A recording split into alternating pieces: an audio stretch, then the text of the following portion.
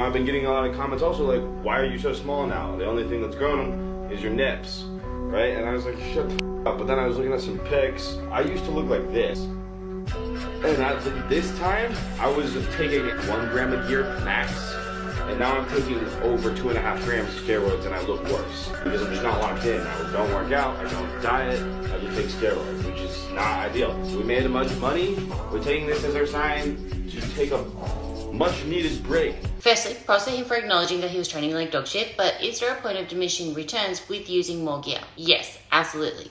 Think of muscle protein synthesis as a construction site.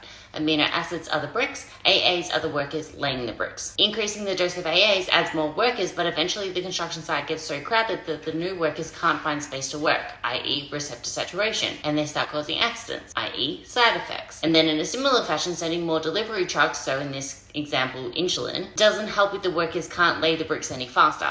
It's just creating a traffic jam. Now let's talk about total anabolic load first. Generally, I would suggest that a total weekly dose of around about 1,500 to 2,000 milligrams of anabolics is the upper limit and more than enough to achieve any realistic goal. Now let's get specific. For testosterone, there's a clear dose-response relationship. Studies show that 600 milligrams per week yields significantly more muscle gain than 300 or 125. But at around 400 to 600 milligrams per week, the aromatase enzyme, which converts testosterone to estrogen, becomes highly saturated. Beyond that point, the ratio of estradiol to testosterone actually drops, meaning you're not aromatizing as much relative to how much test you're actually taking. That doesn't mean it's safer, it just means that the mechanism changed. For trenbolone, at around 150 milligrams per week, you're already reaching the point of diminishing returns.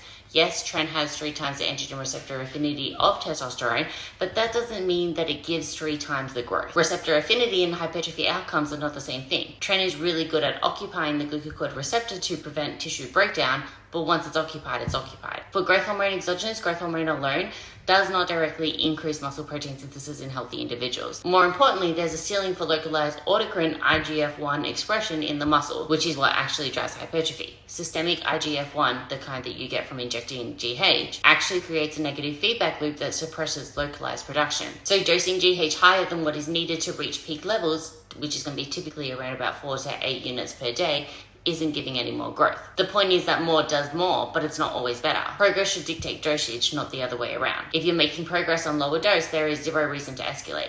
Dosage equals risk. Hypertrophy has a ceiling that is determined by training, stimulus, recovery, nutrition, and your body's ability to synthesize new tissue, not just how many milligrams you're injecting. The people who look the best aren't always taking the most. If you're blasting grains of gear but not putting in the work, you're just going to end up looking worse, feeling worse, and doing long-term damage for nothing.